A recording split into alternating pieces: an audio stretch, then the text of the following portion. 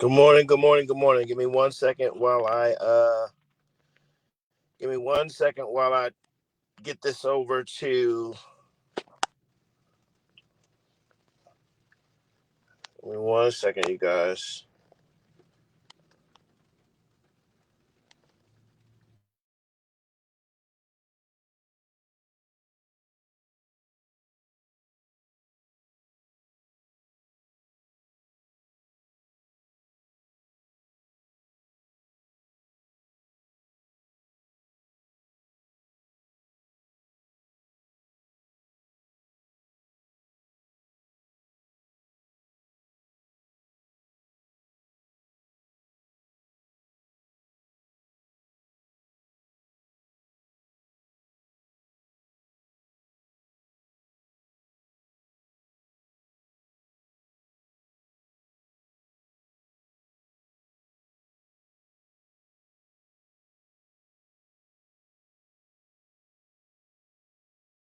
Let me get myself back. Good morning, everybody. I had to go. Let me go ahead and bring Tim on. Let me bring Tim on right now. Hold on. Give me 1 second. Uh, I had to. Good morning. Good morning, sir. What's going on? I had to join. I had to join us already in motion, man.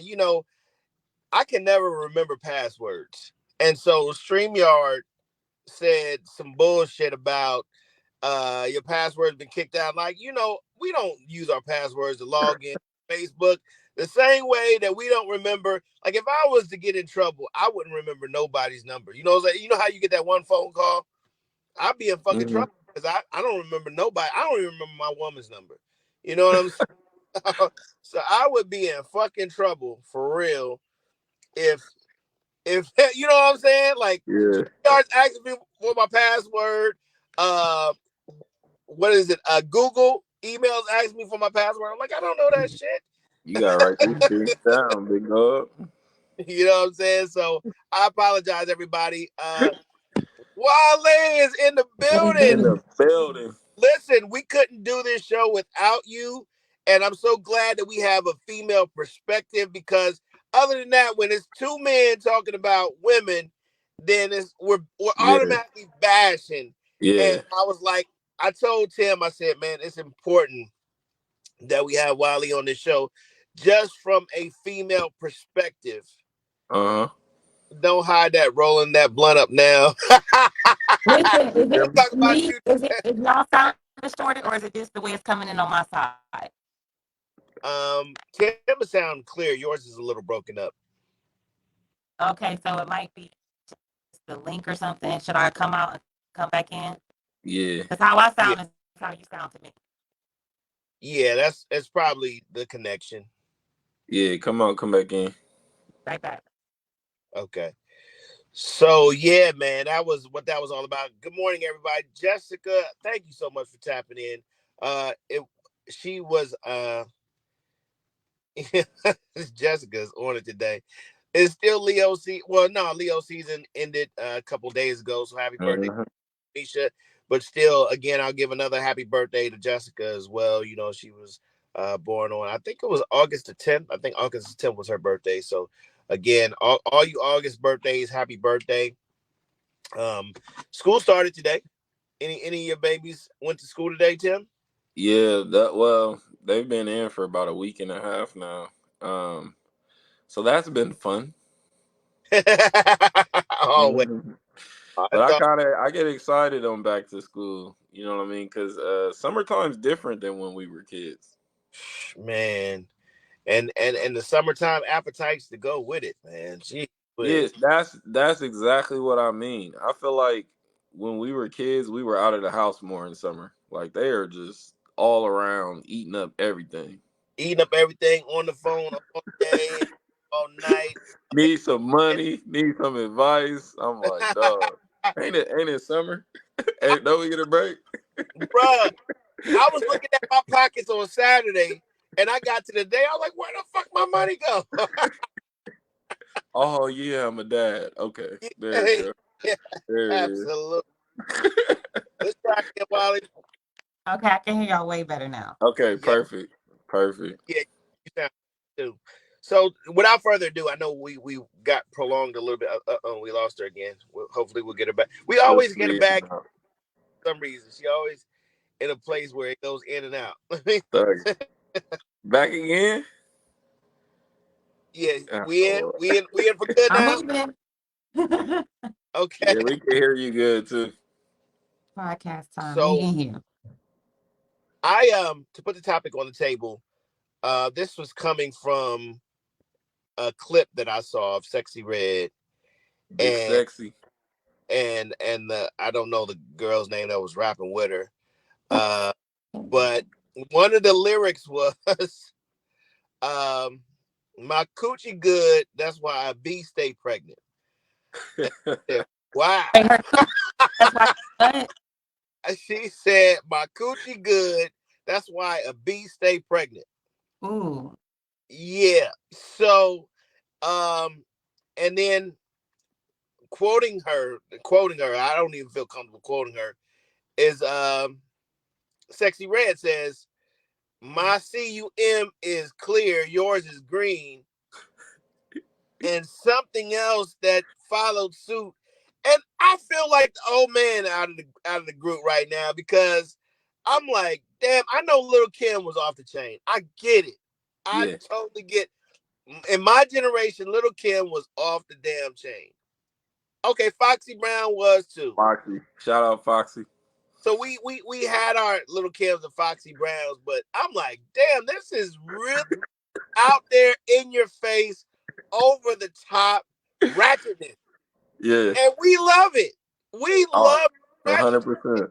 100%. It's the acoustics, it's the beats, it's the drum, it's the rhythm of it that gets us grabbed in, right? Then later do we remember, oh shit, we supposed to pay attention to the words. What the fuck is they saying? Yeah. So they suck us in, you know. Y'all both do some things with music, being on podcasts and just artists of poetry and things like that. We know the cadence, high piper. That's what ushers them in.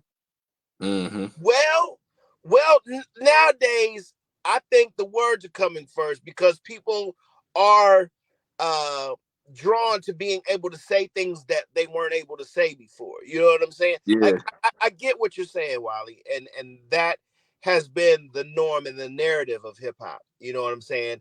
But now it seems to me that the more outlandish you can talk, the more you're going to be recognized and popularized for what you're saying, such as Megan Thee Stallion, Yeah. Cardi B, Lotto. So I just think that it's like, oh shit. I think a female rapper is looking like, well, shit. Megan said this.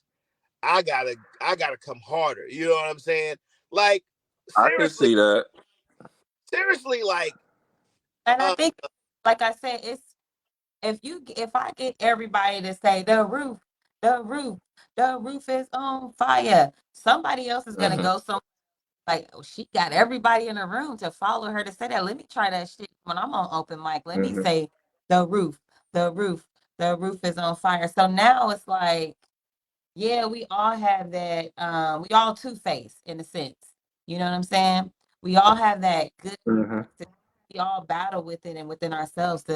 It's natural for us to go through these motions, and I think that when it's put out there, like you said, in our era, we had a lot of people, not just the two you mentioned, but shit, Janet Jackson. I remember her saying some shit. I was like, "What? I ain't hear this on the radio." Our stuff was more censored. Mm-hmm. well, to your credit, when I first heard Doodoo Brown. Oh shit! No, seriously. Mm-hmm. When I first heard Doodoo Brown, it was definitely for the beat. Boom, boom, boom, Mm-hmm. boom, boom, boom. I mean, because that's what we was on. We was on that Miami bass. So Doodoo Brown, we didn't know what he was saying. We didn't care what he was saying. We just knew that anytime they played Doodoo Brown in the club, we went up. Now, Yeah. people come to me as a DJ, they don't know the actual name of the song, Mm-hmm. they know the words. So, Mm-hmm. for Uh, example, shout out to my homegirl Jackie. Jackie comes to me in the bar one day. This is long before Pound Town came out. Mm-hmm. She comes up to me and says, "I want you to play this song." And I was like, "What's the name of the song?" She's like, I'm out of town, thugging with my round, my coochie pink, my booty hole brown. And I said, and I looked Mm. at her like, what the hell are you wanting me to play? And like I said, again, I felt like the old man in the room. I'm like, my coochie pink, my booty hole brown. Like, what the hell do you want me to play? Name of the song is called Pound Town, but she knew the lyrics, not the name of the song. So that's And I, what. for the record, that if your vagina is not pink, we got all types of different issues. So that's not even. It's like being grown. You don't need to say that shit. Either you is or you ain't. So that's wild. I was in class, my music class when I first heard about this song when it, a couple months ago. And one of the men in the class, he's a young father, but his partner has a teenager. Mm-hmm. And he frozen or is he just he's gone. I was He, about to you can continue.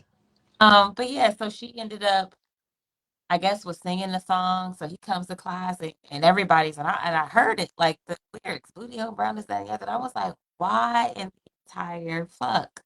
Why is this a thing? Like, why is like I couldn't understand it for myself, but I think again, like you said, the words is more one is more clear technology. Because before we ain't like you said, we ain't know what they was saying on Doodoo Brown. And for me, I wouldn't say that I was sheltered. I just didn't know how to I didn't know to obtain the explicit version of a lot of the songs that I was listening to. A lot of the things I didn't know until I was older. Like they said, what? I was singing this song this whole time and didn't know he said. I had no idea that those were the real lyrics. So now with technology, the music, all of these things are clear now, and we can comprehend and hear what is being said. We So, ain't but like they clear what the messages that they want to get across in the music. so to jump in here for me real quick, Tim, because Mm-hmm. there is the Two Shorts and the Luke Skywalkers. So we as the um, generation X, we are not Mm-hmm. exempt from outlandish lyrics. I totally get it.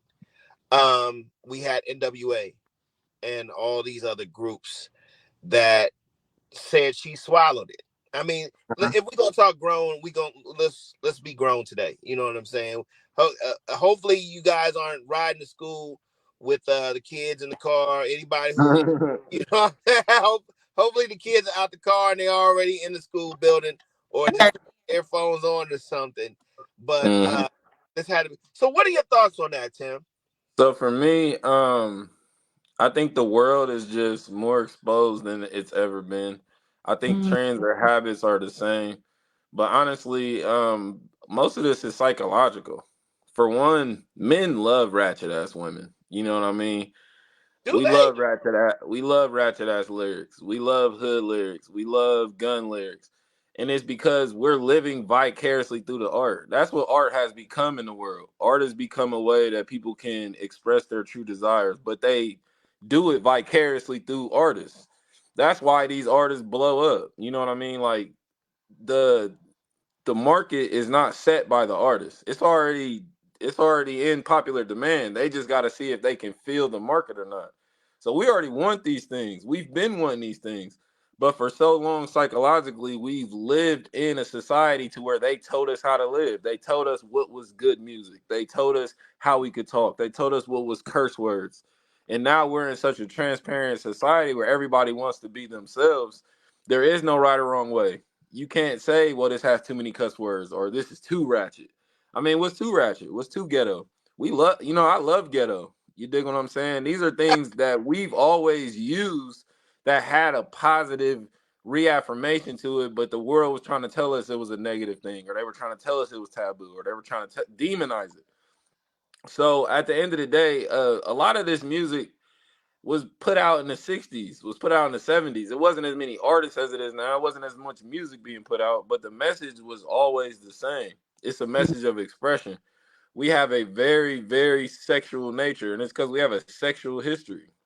You know what I mean? That feeds into the topic of what we're talking about. we had to get to the point to where there's a rape culture now. You know what I mean? And a rape culture is basically like that shit is normalized. You know what I mean?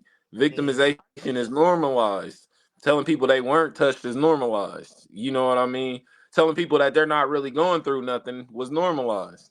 All of these things started to become the norm. But I mean, rape is as old as culture. You know what I mean? That shit has been around forever. And a lot of people have to really study their history. You know what I mean? I love my history. I'm a historian.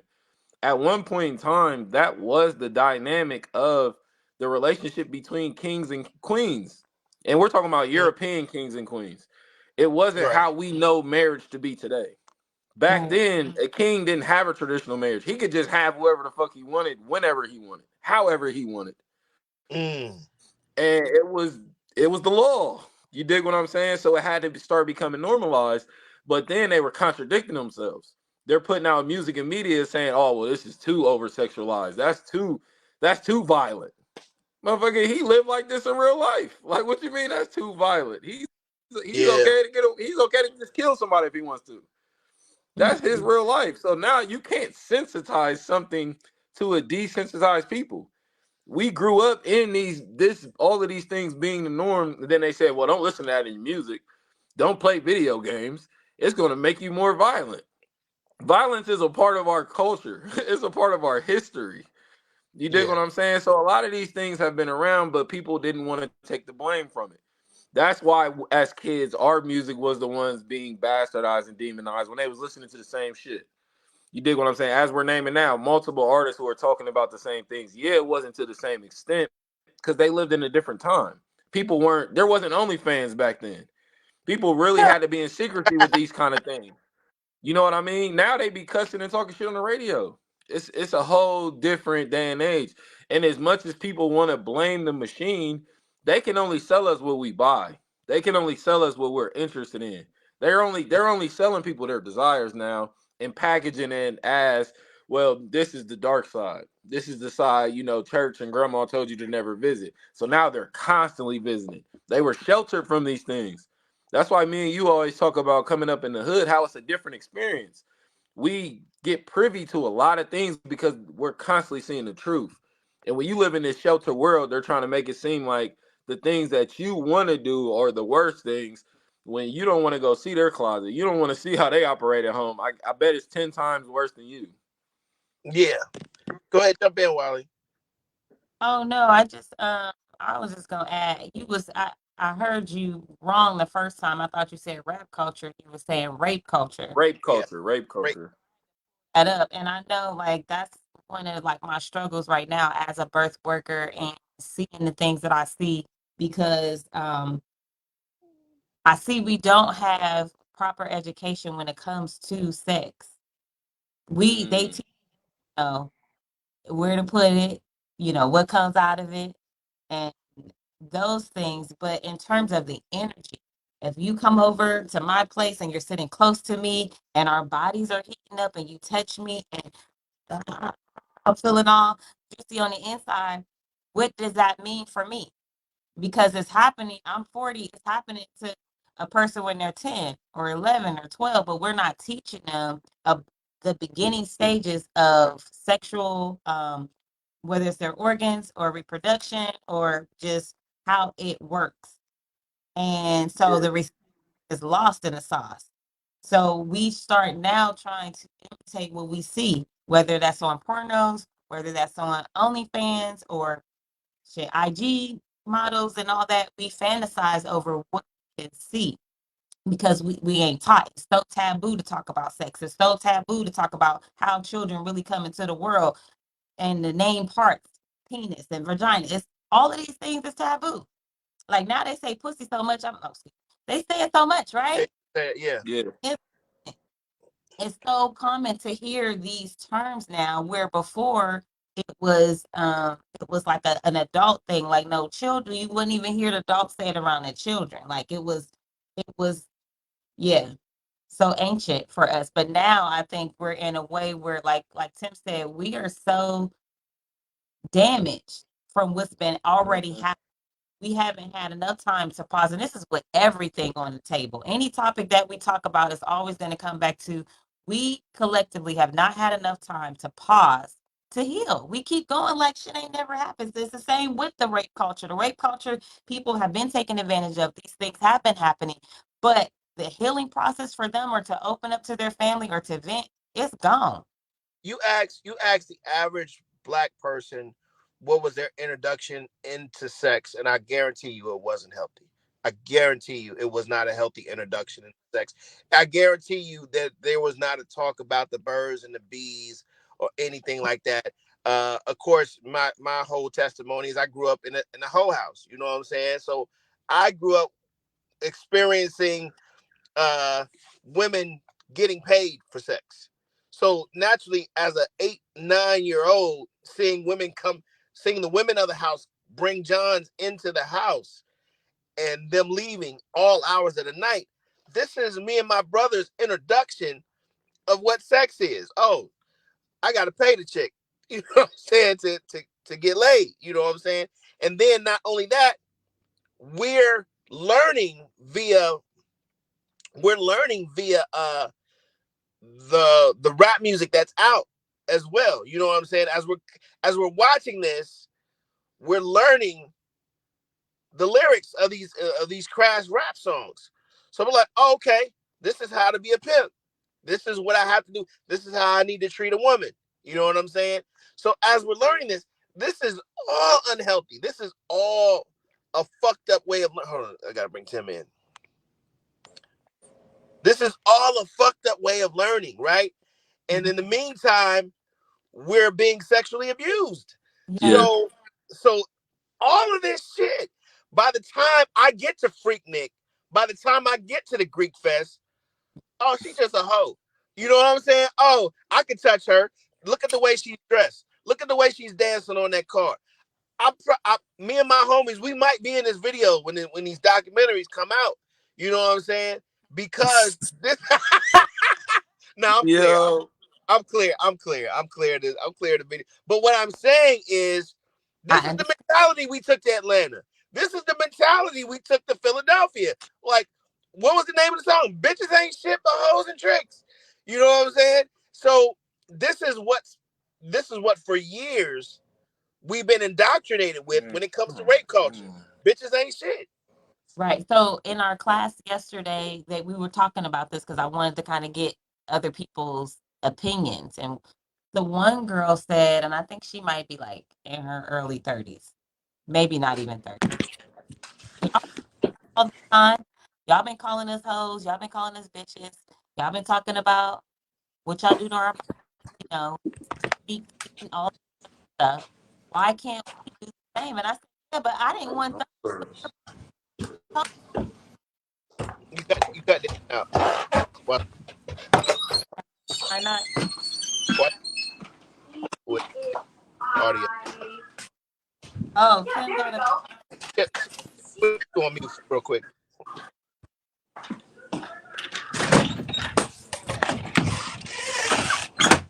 Tim can mute. So Can y'all hear me?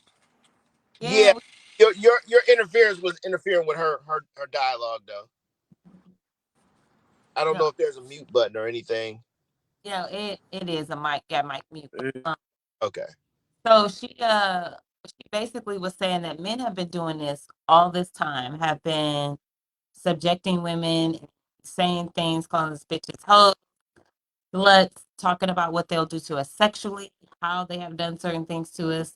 And she said, well, y'all done it for so long, now it's our turn. And I said, well, for me personally, I never really wanted them to do it, let alone do I want y'all to do it now. As a woman and as a black woman, did I appreciate some of the songs that was made where it was somewhat of affirming and the verbiage wasn't always the best words to use, but was it still affirming some goodness in the black community? I feel like yes. So I feel like at the end of the day, sex is we don't need to demonize sex. We don't need to make it a evil thing, but I think the more that we're comfortable talking about it and around certain age levels, introducing them to the understanding the energy behind, not the next necessarily the act, because the act is what we do with the energy after we done felt it. But we don't know what to do with the energy, so we end up fucking, right? Doing something, some sexual interaction with it. When the main things are demonized, like you can't even touch on yourself and people appreciate you. Hey, listen, go please yourself, go pleasure yourself, like get in tune with yourself. Like that's demonized more so than it is with a person going to lay down with 5 different people. Yeah. So Go ahead. I agree wholeheartedly with what she's saying, and I think there also needs to be. We have to look at this from separate entities because men and women learn differently. You know what I mean? Just from what I've been hearing you express, I think sex is different for men. And a lot of times men need conflict resolution. We don't need sexual education. Men are using sex like a cigarette or using sex like the gym or using sex like, you dig what I'm saying, to pass time. It's not about the sexual act. It's more so about our either connection to the person, our agenda, or I'm having a rough day and I just need a breather. You dig what I'm saying? I just need to relieve myself. I need to feel better. So a lot of as men, as we grow up, when we learn to deal with our sexual urges, it's because we find activities, we find a sport, we find a hobby, we find a career, we find a purpose. We have something to where we can now channel that energy, but also heal ourselves in the process and not have to use sex to feel better or not have to use sex to build this relationship with this woman. A lot of times, like that's where it was when we were younger. We were either frustrated and hurt, or I'm trying to be in a relationship with you. I'm trying to lock you down. So our what we were taught at a younger age was sex is a part of the package. You dig what I'm saying? And I think sex is a beautiful thing, it's a natural thing. But when we start constantly thinking about sex all day, that's where it goes wrong for a man. Because then you'll start trying to use sex to solve your problems. You're trying to start to use sex to feel better about yourself, to validate yourself. But it's no different than how people use drugs sometimes. It's no different than, you know what I mean, how people get distracted and lost in the sports to where they're just always watching football, always watching back. They're always tapped in. They always need that stimuli. So then sex becomes that stimuli. And I feel like most men, I can speak for myself, it's hurt me in relationships. You know what I mean? Because sex was the best part of the relationship. Sex was the only time we could communicate. Sex was the only time we were happy with each other. And men pick up on things like that. So then we want to have more sex. Our mind's not saying do less of it. It's the only time y'all not arguing. It starts to become that crutch. You dig what I'm saying? And when we give ourselves conflict resolution, that's what a lot of these young niggas need. They need to figure out how to solve their problems on their own. And like you said, Walisha, one of those first tactics we used was masturbation. That was the first type of magic we started using is to change our mind, to change our feelings about things, because we had no idea. You know what I mean? It's a joke in the men's community, like when you touch a piece of money, go bust you a nut. You know what I mean? Get that post nut clarity, because our minds change. After we done done the deed, we're a whole new person. I wanted to burn Yeah. the world down 10 minutes ago. Now I'm cool. I'm chilling. I want a sandwich. No, it is so similar for women. Like at the end of the day, like Okay. I was like, so do you think women think about sex as much as men do? And I was like, depend on the man or depend on the woman or depend on the day. Like shit. I think women do more. I think y'all are nastier than us. Men just get the bad rep. We get the reputation. Y'all Ding, get to ding, have the ding, fun. ding, ding. Hold on. Man, look at the Or majority.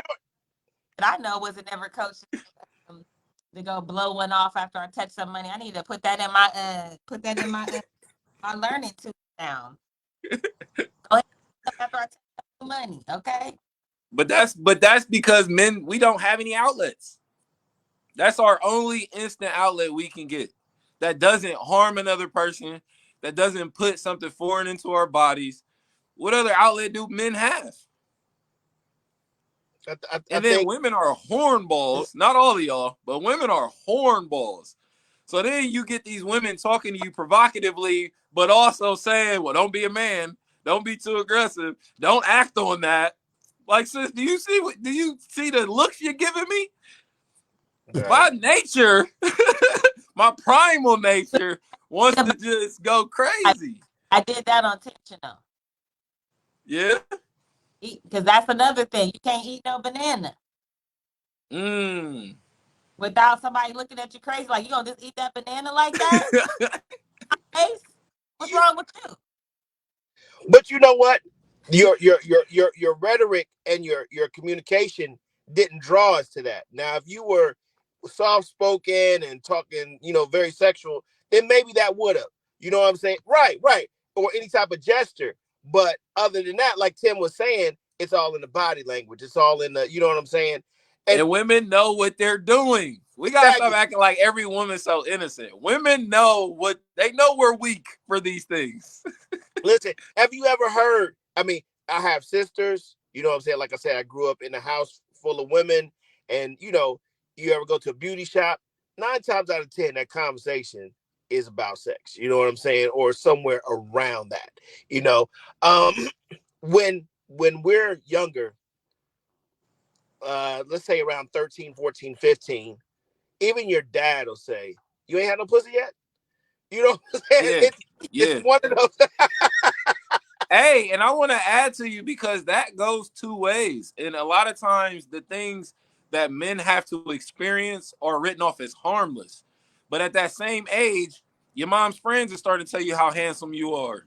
Yeah. And oh, you got big hands. You got big feet. You got a deep voice. We know what you saying, sis. I know what you trying to say.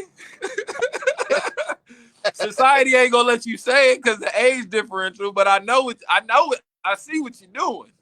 Yeah, yeah. And but see, go ahead. but now there's pressure on that adolescent man, that teenage man. You know what I'm saying? There's pressure on him now because the older he gets, he's now shamed for being a virgin. Now, Yeah. basically, that is the main goal. You don't care about that girl, and this is where the bets start forming. This is where the jar starts getting filled up. You think that the wood that happened in one hood, that happened in many neighborhoods, whereas a group of guys had this jar and said, you know what I'm saying, you putting the dollar in, the first person who gets some, they get that money. You know what I'm saying? So now the pressure's on. And and Yeah.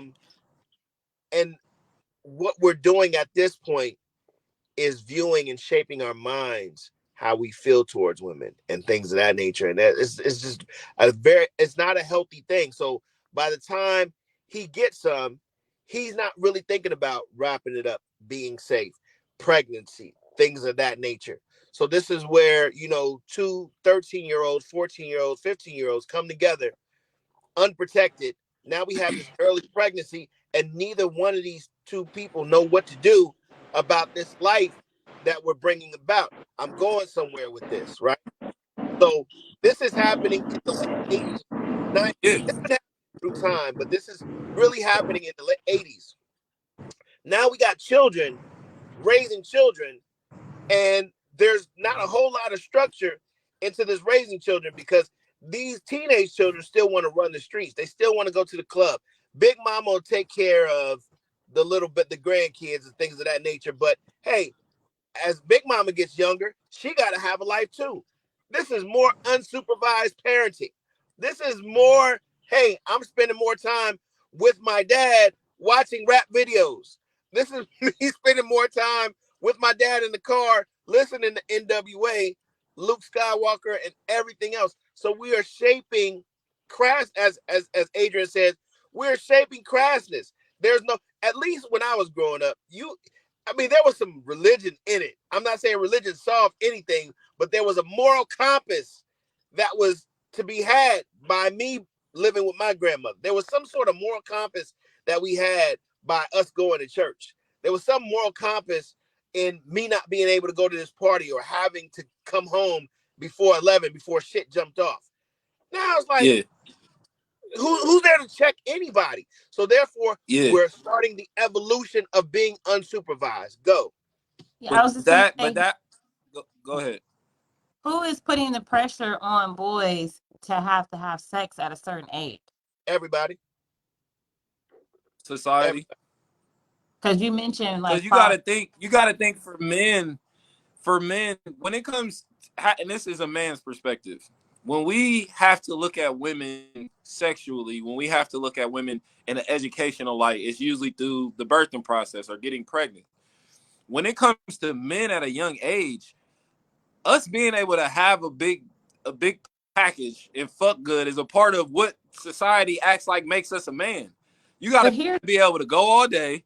You got to be able to have an erection. These are things that are put into us at a young age from everybody. here's I the mean, thing, look though. at look at even the tables that of the world we got to grow up in. In I, school, if a I female want y'all teacher sleeps with a young man, that looks good for him. facts. I want y'all Would to you peep say? game. So at a young age, boys are pressured to have sex, while girls are pressured to keep their legs closed because if they give it up, they're immediately a hoe. Why don't we see how this circle of events is connected? Like the pressure that is put on y'all, then we in return feel some type of empathy or sympathy and sympathize with y'all and be like, okay, well, we gotta help y'all be a man. Ooh, you about to Yeah. hit something.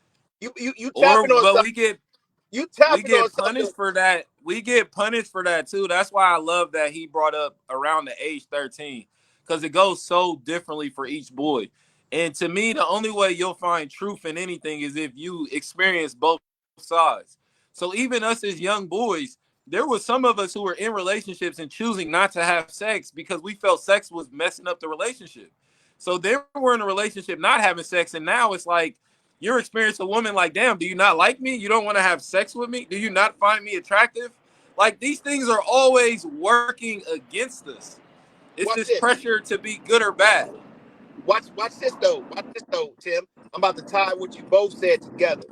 So let's take Wiley's point. The women are saying keep your legs closed, keep your legs closed, but at the same time, they're wanting love. So the guy picks up on this because he's being pressured to have sex. Now the teenage girl wants love, right? So here's where the trauma cycle starts. Yeah. The guy picks up on it. Oh, she wants love. Hey, I love you. Or if you love me, you'll do this. You know what I'm saying? If you love me, you'll do this. So now he's getting pressured to have sex. He's pressuring her. If you love me, you'll do this. You know what I'm saying? Or, hey, I love you. And mixing all these things together. Now, tying into what Tim said. Now you've done the deed, right? And all that love just skeeted out of that young fella. Now, he's not treating this vulnerable teenage girl the same. Now he's moved on to somebody else because now he's pressured. Oh, just one girl? You just tied to one girl? Ah, man, you a sucker. Now he's done the same thing that he's done to this person, left this person heartbroken. Bam, went to the next one, did the same exact thing. Now we're creating the trauma cycle. Now we're creating, because Yeah. now we're creating this bitterness in these young women that have been pregnant and that have been played. You know what I'm saying? So now, as we're taking the two stories that you guys are saying, this is what's evolving the trauma, the bitterness. Oh, y'all can do it? Bet. We can do it too. You know what I'm saying? But there's a third variable too. And this is why they hated Kevin Samuels so much. And the third variable is men are coming across some women now who sex is the only thing you have to bring to the table. That's the only thing you can offer me is sex. Yeah. That's the best part of you is sex. And that's Because, not the man's fault. That's nothing I can change. That's been your pattern, your history, your habits. That was what you were putting the most energy into. That's what you were the most educated about yourself in. So now we're running to a point where it's like the sex ain't enough for men no more. We ain't our grandfathers in that regard. You're gonna have to Yeah. do a lot more than bust it open, so respectfully. but but guess what though, Tim? Now you got women born in, you know how you were saying, oh no, saying we go back to Wali. It says, keep your legs closed. That Mhm. was the narrative for the 80s and the 90s. Once Right. the millennium came around, and We're close. the millennials told their daughters something totally different. They told them a different Yeah. narrative. Hey, you better use what you got to get what you want. You know what I'm But the saying? message was already skewed because of the intentions. They weren't telling these women keep your legs closed because of sexual health and being in a healthy sexual relationship. Let's finish the whole sentence. Keep your legs closed because I ain't raising no more babies. They didn't want to have to Boom. take Big Mama didn't want to have to raise these kids no more. So that Right. was now her way of dealing with the solution. Instead of me castrating you and pushing you out of my life, I got to put this idea in your head to keep you from getting over here. But the problem with that is the more you try to run away from something, the more you attract it to yourself. And this goes back to what I was saying. Don't have the sexual education we need to properly move forward together. Because again, Absolutely. if at 12 and at 13, I understand I'm going to have a little leak, I'm going to have some urges, I'm going to have some desires. Okay, now what can I do with this energy? Is the only option for me to fuck or kiss or fondle or grind? Can I go paint? Can I go write some poetry? Can I go ride a bike? Like, what else is there for me to do when I have this energy and I'm feeling this way? Because we don't talk about it. So it's almost like if if an elder does not talk to me about what I'm feeling as a young little girl, it's almost like I'm not supposed to feel it because it feels wrong already. The senses within your body is already telling you right there. And plus what you're hearing, society is already telling you right from wrong. So for me personally, I had sexual trauma just from people trying to misuse my body and take advantage of my body. So I was already my mental was already gone, and I had already seen things at a young age that nobody should see. At a 3 or 4, I had seen people engage in sex.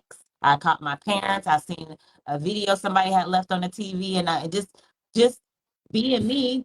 If my life is still like that today, I'll end up walking in somebody's room and seeing them the door crack and end up accidentally seeing them. Not because I'm trying to, but just my life is like that where I see things I'm supposed to see. Yeah. Right. and stop right there. A lot of young women, when they develop early and they start to see the effects of, okay, I'm just a freshman or I'm in 8th grade, and this senior wants to take me to the prom, or this drug dealer wants to give me all this money. You know what I'm saying? Or they start to like Life Jenny said, she's finding her sex because she's seeing the effects of, I'm developing, but I'm getting all this attention. And Wally, explain, how does a young woman process all that attention from older men at a young age? Yeah. It's Almost child. got to play dumb Yeah. because you already know where it's going to lead to if you feed anything. I mean, even me as a grown woman now, I still be playing dumb.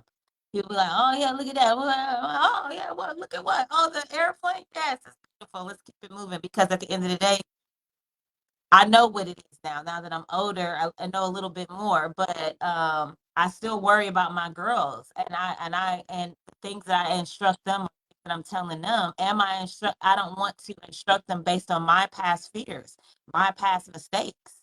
You know what I'm saying? Yeah. My mother used to always say, "Well, don't take gifts from boys because it ain't gonna want to have sex with you." Well, here I am having sex, ain't getting a damn thing for it. So That somebody lied. right, wanted to, but that was her again. That was her fear of what her experience was of how things happen to her. And my father would just say, guys are always gonna. Um, he used to say that guys are not gonna be serious. They're gonna want what they want when they want it, and that's it. And it left me feeling like, is there nobody good out there? But that was his experience. He was not cannot trust me that there was gonna be a good man because he didn't see. I Yeah. really lived my life thinking like that, like, okay, like, and that's why the first my person that I divorced was a person from church because I was like, oh, I need a saved, good Christian man, that ain't with the bullshit. Them church girls be the worst ones. My No, the experience. men be the worst ones. Well, My experience. it's They They, it's be nasty. and it's like you said, with restriction comes breeds curiosity. So yeah, Yeah. when you want to restrict somebody's thinking, by the time they get a taste of it, they're wow. Because for me and my brothers, we will experience it so early. By the time Yeah. we got to be a teenager, we was like, man, that ain't shit. You know what I'm saying? Yeah. But that works two ways too. This whole conversation, I feel like for me, is the epitome of why mental health is so important. And mental health is so important, and healing yourself is so important because I have daughters, you know what I mean? And my daughters are growing up. I have to trust that men are working on themselves. because my Yeah. daughters have to live in the world. I can't shelter them from the world. So I work with people on healing because I need you to be a better person just for my kids' sake, so these things don't happen. And things happen. But this is why they didn't want us to have community, because we could overcorrect these things within the community. Now, when it's every household for themselves, if you don't got the answers, you pretty much asked out. You know what I mean? So when it comes from men, the thing men are constantly asking from women, and this isn't good or bad, we want understanding. We want sympathy. And you can't have sympathy without understanding. That's why we sometimes have a disconnection. I'll bring up Delayne's situation. I'll bring up D. Ray Davis. We don't get sympathy because there's no understanding. When we experience those things at a young age, it's just, oh, you're a man. Like you said, you're a man, get over it. Oh, that's a good thing. You had older women wanting to sleep with you, and that's good. Like, but they don't know the psychological damage that's doing to the man, and then the man has to go into the world with these urges, and the world is saying those urges are bad. You're a bad person because you have those urges, because you have those desires. Never act on it, but you're a bad person just for feeling like that, just for wanting to explore that sexually. That's what we have to listen to all the time. The gay agenda works against men. It works for women. Like all of these things constantly, we get shit on for, you know what I mean? That this is a constant joke. Pause. Like things like that in that nature. It's a whole thing that gets built up in the communities we have to live in. Right, because when I see Tim's point, because when a female comes out that they're gay, that's women empowerment, and when a man Uh, comes out as he's gay, that's a shot at his That's the masculinity. worst thing he can do to society. Off. These comments is going crazy. Adair said, but with the parents getting younger and younger, I feel like we're in a world full of do as I do, and I'm sorry, do as I say, not as I do. But the children are literally by learning by watching, and these new parents want to be their child's friend instead of their parents. So they fear saying the wrong thing to their child, which stops them from teaching them the things they need to teach them, especially about sex. And and the thing is that a lot of shit that I see these young parents when they witness their kid acting out, they think the shit is cute. They'll Yeah, laugh at it instead yeah, of condemn it. They're like, "Did you hear what little Ray Ray said? Did you yeah. hear what? Say that shit again, little Ray Ray." Like, But what the the fuck? argument that I'll make though is that's not new. Parents aren't getting younger. It used to be normal to have kids at 13. This is facts. nothing new. But again, they had a community. They Right. had the grandparent in the home to teach them this. They had the parent to teach them this. They had the sibling to teach them. We don't have community. Nothing that's happening to us is new. We just don't have nothing to fall back on when things go wrong now. Back then, they had the whole village. You dig what I'm saying? Uh, And before Wiley says something, I say this too. I said that little these young kids said, Ray Ray, that's cute and stuff like that, and encouraging the behavior. But even as a child, I saw the contradictions in the people that were raising me. Like Yeah. they would tell me, "Don't do this," but I'm seeing you smoking weed in front of me. Don't do this, but you're talking shit in front of me. Don't do this, And but you you're love doing it too. but And they but love you're it. sleeping with Deacon so and so's wife. Like you're telling me don't do this, but I'm seeing you commit adultery in front of my face. So my generation, adults thought the kids were stupid, and we saw everything. You know what I mean? So it really didn't make a difference whether they told us or not because they weren't living the life that they were preaching. Yeah, but it then goes against the narrative that these new kids are too exposed and that it's going to ruin them because we were overly exposed. It wasn't the worst thing that happened to us. We're still healing through it, but I'm healing through a lot of things. You dig what Right. I'm saying? It's not the end of the world. So I'm not saying go ahead and expose them and put them in front of these things, but sometimes it's just this fake outrage. And that is one of the things that's wrong in the world to me today. It's this fake outrage over all these things. But the way that we can heal these things is through understanding. There's too many double standards. It's hard for men and women to understand, especially when it comes to rape culture. When it comes to a man even being falsely accused for rape, people don't take that serious. So Right. it's hard for us to feel like we're being heard. And now we got podcasts and we got shows. So people are like, oh, you got the platform. Yeah, but we're still not being listened to. That people still aren't understanding. We are fucked up on the inside. And I'm not saying that justifies anything anyone does. But before you're trying to adjust someone's actions and adjust who you feel they are, you got to get to the root of what's even hurting them, of what's even wrong with them. And if we can't have that conversation, it's hard to fix a lot of these things because one man, me and Delayne, can't speak for every man. I can't speak for every nigga. You know what I mean? I can't tell you what he's going to do. I can't tell you what he won't do. I can only put in my kids what I feel like would make them safe in the world.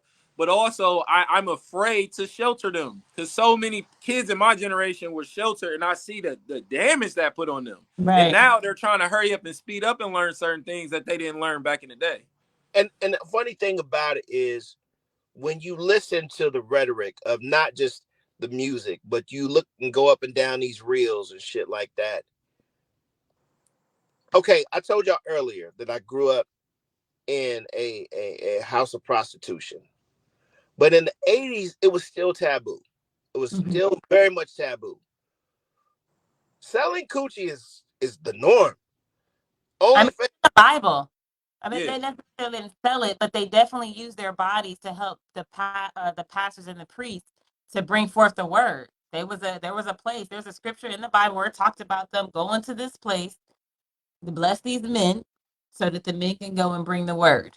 So so sex I work ain't with knocking it been no way. sex What? work has been popping, is what yeah, you're saying. Yeah, yeah. Human because trafficking, sex, rape, that's as old as time. power of sexual energy. What happens when two, it's 8 billion people in this world. When two people come together and have some great connection, what the fuck is that doing in the universe? How is that changing everything that we see daily? It's a good, especially when it's a great thing. It's not you're taking it from me. Yeah, I ain't stealing from you. We are both, what's the word? Consenting, right? On this act. And even when life comes through, that's what I wanted to bring forth too. Even when these are having children, mind y'all, it's only 48 hours in that 30 days that you can have a baby. You got to be doing it on the right day at the right time. Her egg got to be in the right position. The sperm got to be fast enough to swim up there. All of these things got to be lined up for life to happen. Mm-hmm. But we think so small and so little about life that we just, I can't believe you was out here fucking. What's wrong with you? Right, but that's rightfully so because we got so much unlearning we have to do. And we got to remember history was nothing like time is today. There was a point in time where they were only having sex to reproduce because that's what they were taught. Right, So then once you unlearn that, you have to experience a whole new life. You're going to overdo it. You're going to OD because right, you're trying to catch up for time that you feel like you've missed. And this is why, again, that community, the healing is so important because we're giving ourselves things that later we don't have to yearn for. Because when right. you get that desperate, ain't no telling how you going to go about getting it. Can I say one more thing about the one of the comments said she said something like she's not, she's her parent, she's the mother to her child, she'll be friends when they're adult. And the only thing I'm gonna say to this is, sis, that is something that we have to unlearn. Like, you should be able to befriend your own children. Like, your children should be able to trust in your word. Everything a friendship brings to the table, as an adult, we should be able to bring to our children. And I don't understand the concept of, oh, well, they're little. I ain't trying to be your little friend. I ain't one of your little friends. Why the fuck not? Why are you only wanting to be an authority figure over me and not wanting me to trust in you like I would a friend? I Y'all think got they're I can see both. I can see yeah. both sides. See, but y'all I see both sides. I definitely see what you're saw, saying. saw the wall pull up when I said what I said. Y'all both was like, yeah. Cause I see what you're saying. I get why you feel the way you feel. I don't have many friends. So the reason me and my kids don't have a quote unquote friendship right now is because I don't want that to deter from the parenting. They have children are structured and they have to understand what the task there is. And I think sometimes children are overwhelmed. We're trying to teach them too many things at once. Mm-hmm. mm-hmm. And my love for them is unconditional, whether they like me or not. That friendship to me is a condition. That's why I don't like friendships because I it's see. it's a ties. We're not doing this because we want to do this. We're doing this to honor what we are calling this, the name. But it has nothing to do with our actual dynamic because me implying they have to be my friend would imply they have to like me, and they don't. I'm gonna Right, be their dad whether they like me or not, whether you mad at me or not. Friendship don't work like that. It's right, this right. constant pull of, oh, I gotta make them feel better. I gotta appease them. Oh, I gotta be a good friend. And I'm teaching them, hell no. You don't have to speak to people. You don't have to acknowledge people. You do whatever makes you feel comfortable. If it's not being my friend, I want you to grow up knowing that's okay. But I was grown up. You got to speak to this person. You got to be this person's friend. You got to, no, I don't. No, I don't. Like, those things have to naturally align, even with my family. We still have to align. I can't just say, oh, your family. Like, because then you're able to do it. You're able to get away with shit. And me as your parent, I'm supposed to teach you not to try to get away with shit. You know what I mean? Walk into your truth.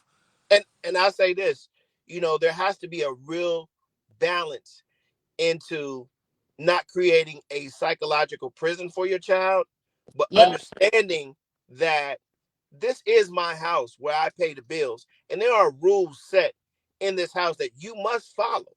You know what I'm saying? Or there are consequences to breaking these rules.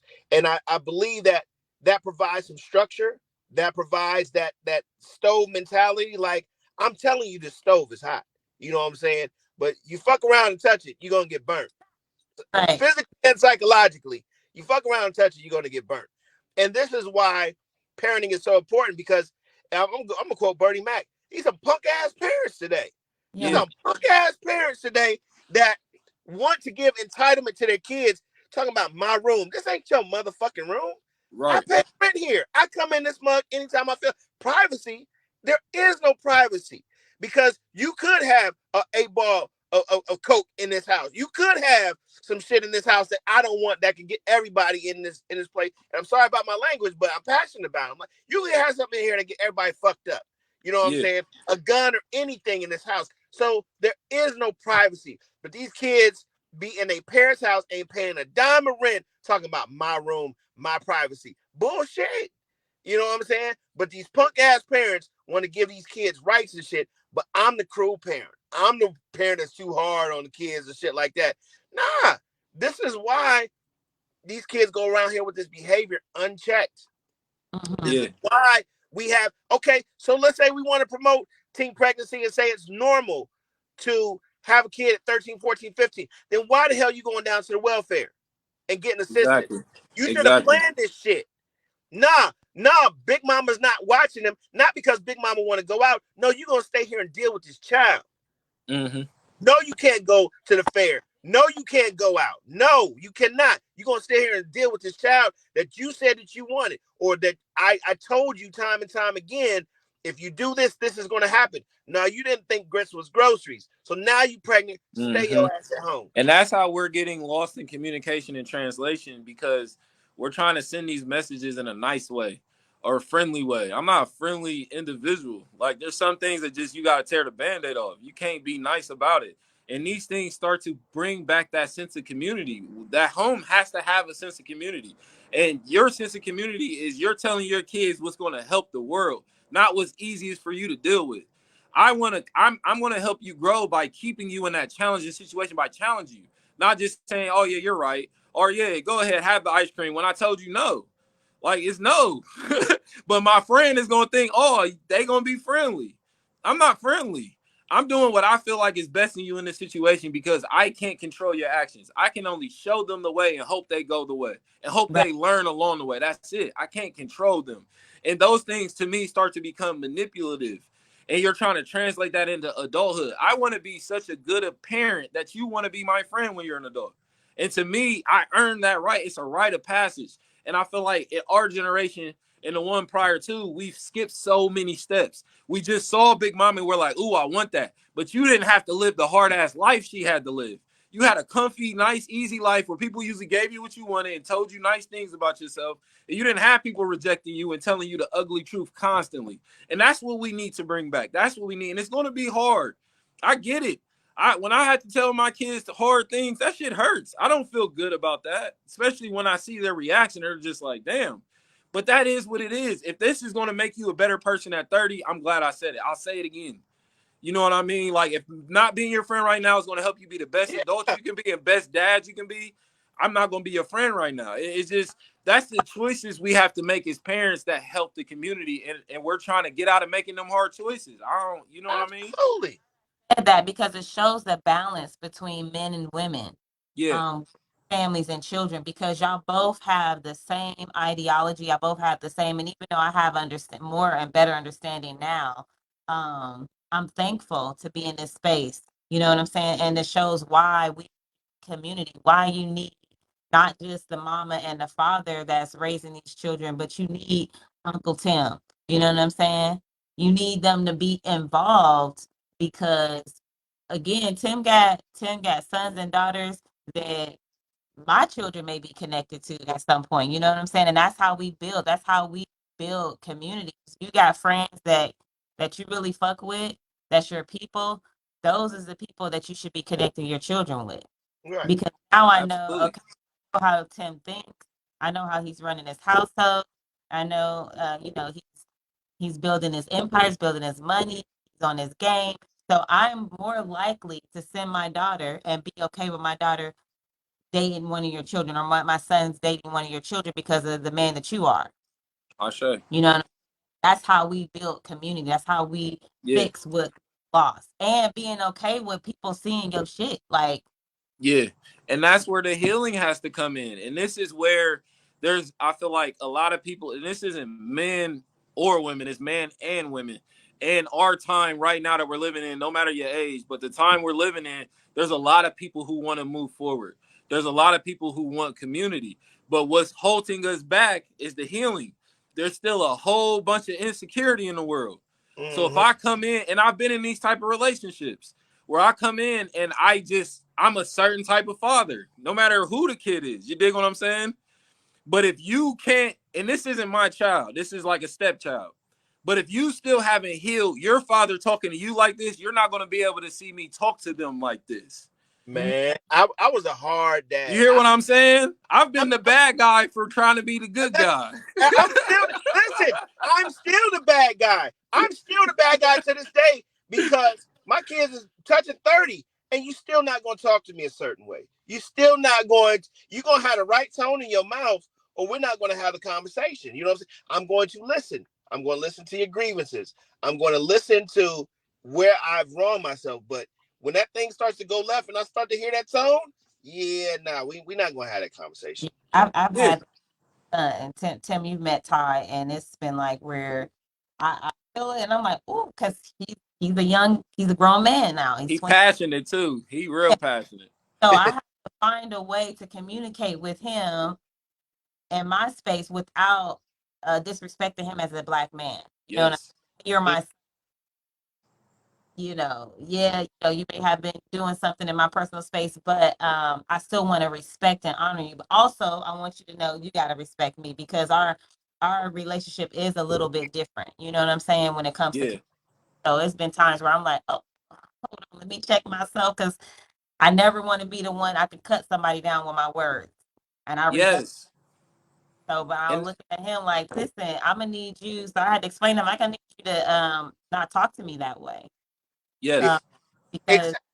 I'm real sensitive, about certain things, and the way you say this, it puts me in a certain mind space that I don't want to be in. So we had several dealings like that, but it's also because the community that we built and the bond that we built between one another, it's a level of trust, right? Yeah.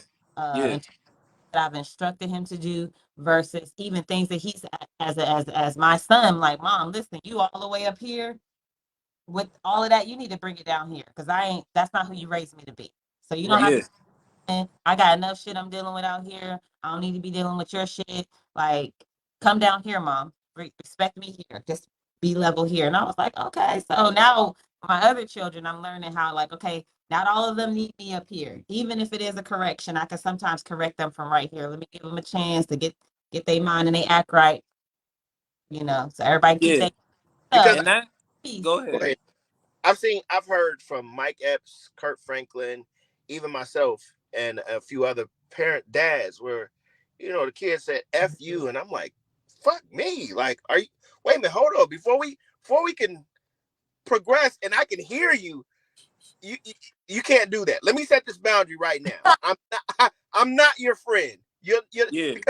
because even as I've hashed things out with my father, I would never fix my lips. As grown as I am, I would never fix my lips to tell that man that.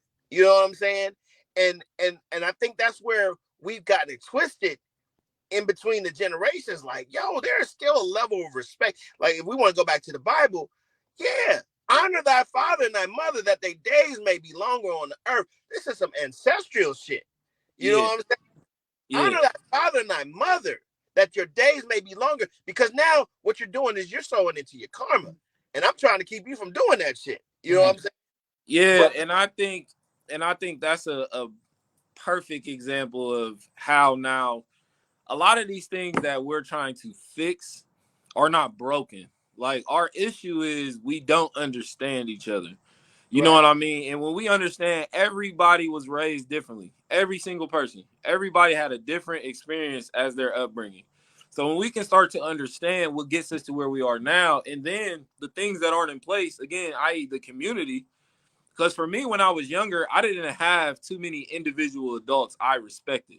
I respected my elders, but that was put in through community. You dig what I'm saying? I was taught that through multiple people. So it was just like, okay, respect your elders. But then what happens in time is people start slipping through the cracks.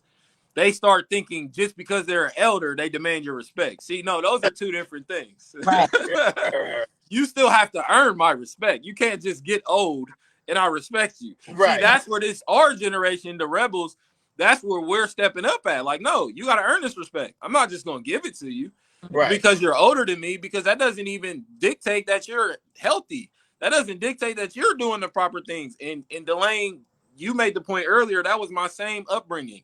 It was the don't smoke with the cigarette in your ear. You sending mixed messages.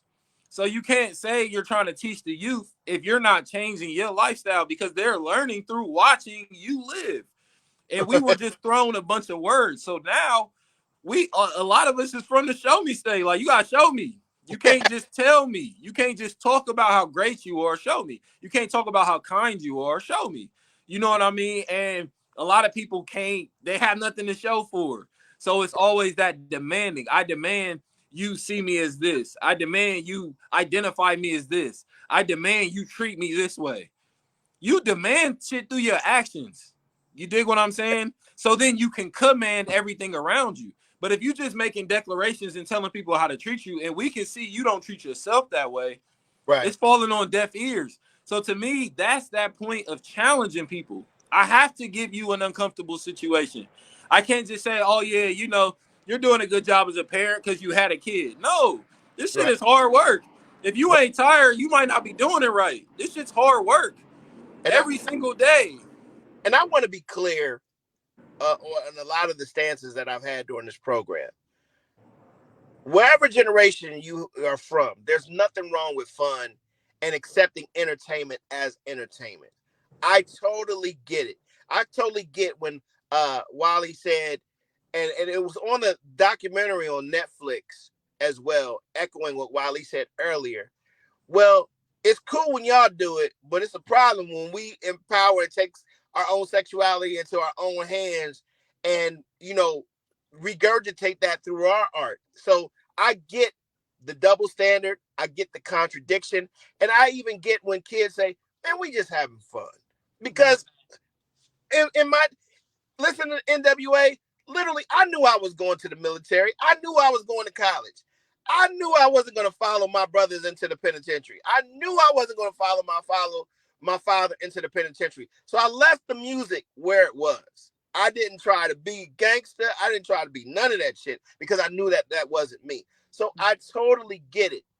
What I'm saying is for a lot of these women who are looking for validation, a lot of these women who don't have direction, we're the gatekeepers for that to say, hey, this is Sexy Red is entertainment. Cardi B is entertainment. Or even though Cardi B came up as a stripper, really look at her life story. Look at the people that she now surrounds herself with. Cardi B ain't surrounding herself with ratchet ass people. She's surrounding herself with people that's going to keep her legacy going. People that's going to keep her family going. She is a family oriented person, but she knows that she has to sell this music to keep money going into her household. But she is not living the same way that she lived 10 years ago. She is not living the same way. And I think that message is not being told as well. But I have a great perspective of the entertainment. So I'm not preaching and saying, oh, we need to get rid of Sexy Red and all this shit like that. It's cool. It's funny to me. A lot of this shit rap is funny to me. I crack up. I'm like, damn, she snapped. You know.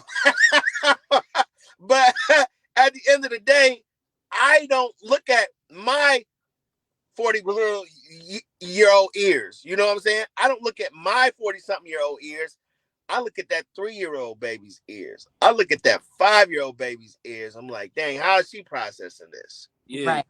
And but that's that shows. Go her, ahead. her children listening to her music. She says she doesn't. Cardi says she doesn't let her babies listen to her Which music. I know they do. Why are in return women okay with listening to this ratchet ass music around their children? Yep, there it is. Because now that we got all the nitty gritty out and say, hey, we understand that the pleasure principle, people are gonna please themselves when they see the please. Hey, y'all grown, do that. But the youth is what we after. The youth is who we're trying to protect. So that way, when they come of age, if they want to booty hole brown and everything like that, it let them booty hole brown it Yeah, out.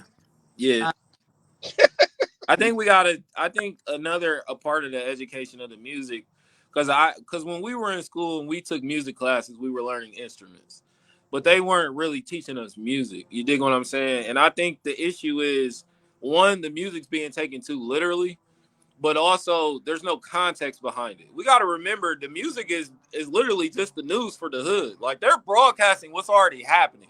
Yeah, They're yeah, not depicting what's going to be in 2-3 years. They're talking about what they're seeing, what their neighbors doing, what they aunt doing, what they doing. You dig what I'm saying? yeah. So it's a constant reminder that much hasn't changed. And that's why I say it's a lot of fake outrage about things like, oh, this is new. Like, no, you ain't dug deep enough in history. These things is Right. already in you. Your great grandpa did this. That's why you so good at it. You know Right. what I mean? And I'm when we start to understand like that these things are coming a part of people, especially just like trauma does. Trauma leaves things around, even when you heal it. The parts of you change. You dig what I'm saying? When we start understanding everyone's going through that experience, we can start having the real conversations. Why are we trying to demonize things that people enjoy? And that's where the world is headed. The world is headed to people fully. I mean, they're legalizing the hallucinogenics. Like everything is coming to the forefront where if you want to go take shrooms and watch porn all day, you can. Because why not? It's not hurting anyone. You dig what I'm saying? hmm And I understand that side. I feel like if what you're doing is not jeopardizing someone or harming someone else, I don't understand how someone else can have an issue with it.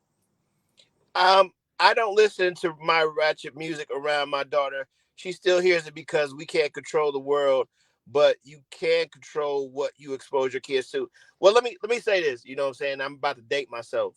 You know, like Wiley said, the porno tapes was around the VCR. You know what Yeah. I'm saying? The Richard Pryor tapes and the albums was there to be heard when They were everybody in reach. they were in reach to be heard when everybody left the house. You know, and kids are manipulative as let's go back 3 episodes ago. Kids are manipulative at 3 years old.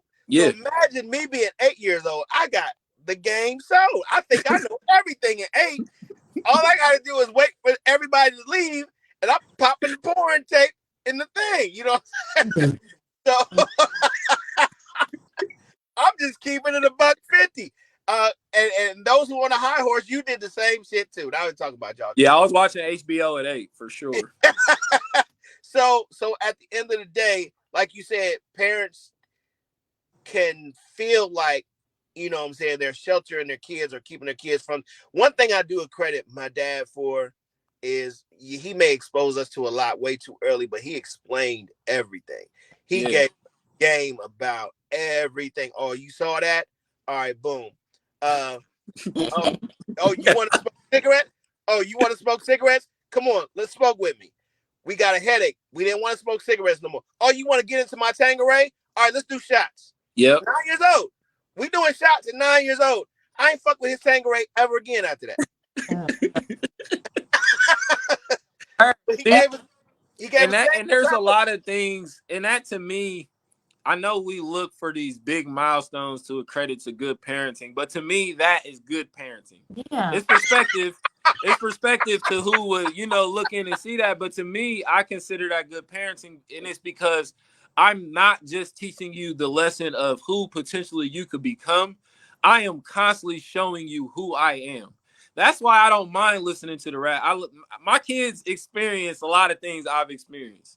And part of it is because I don't have that filter of just like, oh, I ain't gonna say this. I just say it because a lot of times I'm just talking to myself. People just happen to be around listening. You dig what I'm saying? So I'm listening. I'm talking. But you hit the nail on the head. You have to explain. You can't just be putting things into their life and be like, all right, this new person. Like, Right. hold on, where they come from? Where y'all meet? What's Right. y'all's intentions? Like, what the hell going on? You know what I mean? Like, you gotta explain these things to them. I wouldn't have poured shots for my child, but I get where you go. Oh yeah, we go. I drunk beer when I was younger under them pretenses with my uncle, and never that King Cobra. I said, oh no, it felt like death. I Go ahead, Wally. younger and a wine cooler my dad gave me. And um I stayed on the block with some kids that had me go get some of my dad's roaches. That's when I smoked as a younger. But we had smoked cigarettes too, is just joking around, like just being funny, like blowing out the smoke. And we was always able to go get them from the corner store, from for people that needed cigarettes, we would go get one and do whatever we did. And like somebody asked, we take one out the pack, like if somebody asked for one, and it was like, okay, did you give them one? We gave them one. No, we smoked it, but um this has been so much great content, y'all. Like I feel so inspired right now. And Sure. and I too um, agree with both of y'all when it comes to the in terms of like comical. It's supposed to be entertainment. We're just not supposed to take this shit seriously anyway. But it's so much a part of our culture and our life that it's like, how can we not now? How can we not be serious about the words or the music? But I enjoy what is the name of that? It's the song that came out in 96, 95, 96. Um, how does it go? Yeah, Akinelli, yeah. Yeah, Akinelli, right. So fire song too. I feel right. I can feel like the sexual have changed to be more demeaning though. Mm. Not loving. Like that was a loving song instructing somebody what they could do and how they can feel good and make somebody else feel good. Like it was a good song. But in this, we know that this sexy red, her dude cheated on her. She made a diss, boom, boom. So now her eagerness to put music out is to diss men. I'm not. Yes, So but it's I fu- think it's I fu- agree with what you're saying. I agree with you saying, and to me is something we can't change. That's something we're not supposed to change. What's happening right now is a result of what just happened. We gotta remember every generation is fighting their own battle. So when you get a generation that's making a lot of art and making a lot of love, it's because they just was in a Great Depression 10 years ago, 15 years ago. So now that we're having all of this shit and we talking about this, our kids are going to put out the loving music. They're going to be in love. They're going to want to get married. They're going to want to do things traditionally, more traditionally than we did, because all we're doing is pushing against tradition. We're not doing nothing creative or special or original. We're just going against what we saw as kids, and we're trying not to become what we saw. But the issue is what if they were doing nothing wrong? What if they were okay with what you saw? So that starts to change who we feel we can be. But when we get a whole group of people and they want to be sad, they're gonna be sad. And they're gonna raise some kids who want to be happy. And then their kids are gonna see that happiness and they're gonna be sad. And then they're gonna raise some kids who want to be, it's gonna constantly be that shift. And I think we try Okay. to change the prior and the upcoming generation too much But, sometimes. but let's take the human experiment for a second, Tim, and going back to what you said, and going back to what Sexy Red and Glorilla saying, and Cardi B even, a nigga love a toxic chick. We Yeah. love stuff like that. But look at the human end result of it.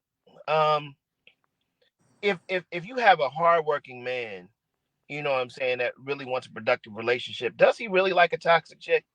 If you have, you know what I'm saying, if you want to raise a productive household, where does that come into play? Look at the end result of a lot of these teenagers beating up old people or cussing their ass out and shit like that. You got to look at when you use the word, like we always say, words have power. Yeah. So when you hear Glorilla say, be toxic and encouraging toxic behavior, Megan Thee Stallion encouraging toxic behavior and thinking it's funny and it's cute to do this type of shit. Where does this human experiment end?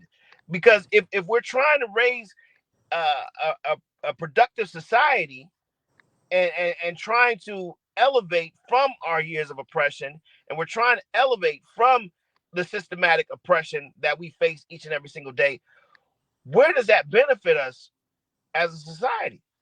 People have to learn from it. You know what I mean? And you hit the nail on the head with words are important. It's the spelling. So when we're talking about what we like, that doesn't come associated with building a household. I'm not trying to build a home with somebody I like. Like, I'm trying to have fun with somebody I like. So when we're talking about the likes, again, this is now the men's version of our manipulation. We like a toxic woman. You want to love a toxic woman because in your heart, you feel like she's never been loved. You're trying to be her first. You're trying to bring a new perspective into her life and feel like, oh, well, if I teach her this, she's going to follow me. So they like it. It's the association earlier we were having with men and young women and sex. This has been a taboo as long as time. Oh, if she's got daddy issues, she'll do more. These are things we are being taught, and not through people telling us, through us seeing it. So when you start associating enough of that, when you done dated 10 women and 9 of them is toxic, you start thinking women are toxic. And that doesn't mean that they are or not. And what I feel like is the music is not wrong is I feel like the music is saying motherfuckers are toxic. Stop trying to pretend like you're not. That's the issue. And you can heal and you could be a whole different person in 10 years. But right now you're fucking toxic. And getting on Facebook and putting your relationship in our face and putting your degrees in our face don't make us think you're not toxic. Like straight up. So I think the music is saying be yourself more than it's saying go do something that you don't do. I think it's saying stop hiding, bitch. Like, because they're not hiding.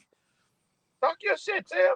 Cardi B ain't hiding. She been ratchet. You dig? She herself. Super Saber hoe. Man, and it's a lot of in my generation. It's paying me as I grew up in it. We got a lot of simps, man. That's what also what's hurting our community. That's why they say, and I say it too, there's not a lot of OGs around anymore. There's not a lot of upstanding men. There's a lot of simps. And they'll tell that woman anything she needs to hear. And the problem is when she meets the person that wants to take her serious, now she's playing the game because you was playing the game with her. Because you only wanted to know her past to figure out how you can manipulate her through it. See, this is why I move particular ways and I understand what people are experiencing. And that's why now my generation is saying what they like. They're not talking about love. They don't talk about passion. They don't talk about families because they're now living in the entertainment. They're using the entertainment to decompress. They're using the entertainment to heal. And that's not, like you said, that's not what it was for. It was for to make people happy. Comedy is one of those highest forms because it comes from ultimate sadness and it puts a smile on your face. That was the point of it. It wasn't because you can't tell your ex, you can't leave your ex alone. So now I'm about to go to the club. That's what keeps more things going. And these are the conversations we can't have, so it's hard to fix them. As a man, I'm not saying the way we live created the rape culture, but it feeds into it. Just going out and being belligerent drunk. I've never been blackout drunk in public. I never plan on it. Like taking drugs from people you don't know, getting in the car with strangers you don't know. That's a problem. That's a huge problem. And now, man, we just got to sit by and watch it. So as a man watching somebody's 21-year-old daughter out there, I can't even say nothing because shit, she orchestrating it. She want to do this shit. She toxic right now. So what the fuck she gonna do if I say, oh, don't be like that. Go have a future. go to school or something. She ain't gonna give a shit about that. And her dad wasn't in her life. So I have no weight now. So our first rule to get in this community is putting the dad back in the home. So now when people are out there, they associate this man's voice with the fatherly voice. Now we can actually communicate. But everything's lost in translation because people are trying to heal through their trauma. You dig? And you got to get away from your trauma to start healing. If you're still engaging in it, you're not healing anything. So no, I'm not saying you dressing like that is going to make a man take advantage of you, but you're putting certain ideas into this man's head. That's all I'm saying. How he acts on that is how he acts on that. I can't control that. Now, But you are provoking certain things to attract to you. That's all I'm saying. and are you saying that in terms of youth or for women in general? I'm talking about in women in general. Okay. I'm not saying don't I, dress how you want to okay. dress. I'm saying we want to create this world where men don't look at women sexually, but sex is in the world. Right. And I guess I'm in a space where once I separate, I think I shared this with you before in private, is that men and women both have no problem with telling me, complimenting me on my body Yeah. in ways. And um, I had to get comfortable and used to understanding that one, they do see a lot of fake and plastic. So when they see me, it's spiritual. The spirit is screaming out, and they natural side is spirit out, spill it out. But it's not a disrespect. It's just that it's appeasing to their eye, and I'm free. Y'all are free to compliment me and appreciate what you see. That's how I take it now. But I when I was married, I didn't dress a certain way because I didn't want the attention of people. But even when I dressed the bummy, I had a nigga pop out the tree and be like, "Damn, you fine, you look good." I'm like, Mm-hmm. this guy done carried the free. I'm sweating. I'm hot. Face is dirty. Hair is a mess. But he still see the beauty because again, I'm not the eye of the beholder. You are. It's what you see that you find beautiful, and then and depending on where you're at spiritually, you can see deeper than what you see on the outside. You can see inside me, so people are seeing the beauty on the inside of me too. So I Mm-hmm. got to give that. But I went lived a long time of my life not being uncomfortable with the clothes and how they fit my body and how it would make people react when they see how clothes fit my body. And now I'm getting more comfortable because I love clothes and I love my body. Well, So look, why Yeah. can't I love on myself the way I want to with the clothes and not have people be like, oh, well, yeah, you're trying to get fucked. Possibly, And but no, and what no. I'm gonna add is men love we love as me as a man, I love women. You know what I mean? I love everything about a woman. And it's the duality to where men have the most issue with women. Because we meet both kinds of y'all. You know what I mean? mhm. With two different messages, two different mindsets. And this thing, I mean, I was going off about this for years. It really pissed me off, but it was the Aisha Curry situation. That's where this starts to become taboo. And I'm not saying Steph Curry's perfect, but I would consider him a good guy. He seems like a good father. He provides. He seems like y'all enjoy each other. So for you as a woman to make comments, yes, sometimes I dress just looking for the attention. That's a problem to me. That's a whole issue, especially within a marriage, multiple children, multiple years. Y'all been dating since college. And that's the thing we fear as men. I don't mind you going to the club as your women, but I know what's in the club. I know how that man's looking at you. You don't always understand that. You dig what Oh, I'm they do. saying? And Oh, that's hard they to do. tell a woman that. They do. No, he's just being nice. No, he ain't. So he wants to lick the bone. He is not. He looks like he hungry. Man. And I'm gonna say this: when it comes to, I agree with both of you because your anatomy is your anatomy, and I've been on this earth a very long time. From seeing church women to Muslim women to Middle Eastern women, them curves are gonna pop out. I don't care what you put on. Yeah. I don't care what you have on, but a man is going to approach that woman in that jihad a little bit different than the woman with the sheer outfit on, showing nothing but her drawers and bra through this sheer dress that she has on. Of course, as Tim said, she can dress however she wants to dress, but you are definitely sending a clear message when you have on that sheer uh that sheer dress with showing your bra and panties. You're definitely sending a different message. Now, again, that man still has to have a chance to create dialogue to see what you want. But at the end of the day, as Tim said, his intent is going to be up. And 9 times out of 10, he's going to approach you differently than that woman that's fully dressed. And they're looking for the easy score. It's just it's advertisement. You know what I mean? So I don't blame. That's why I said we have to have more understanding, because I don't blame a person by how they live their life. I just implore them to understand how this is nothing new that on the earth, and also this is your choice. You can continue to do this even though it came through trauma, or you can start to change certain things about yourself, and it's not going to be an overnight thing. Or you can just ignore everybody and accept who you are. But at the end of the day, we have to start understanding. You have to prepare for how you live your life.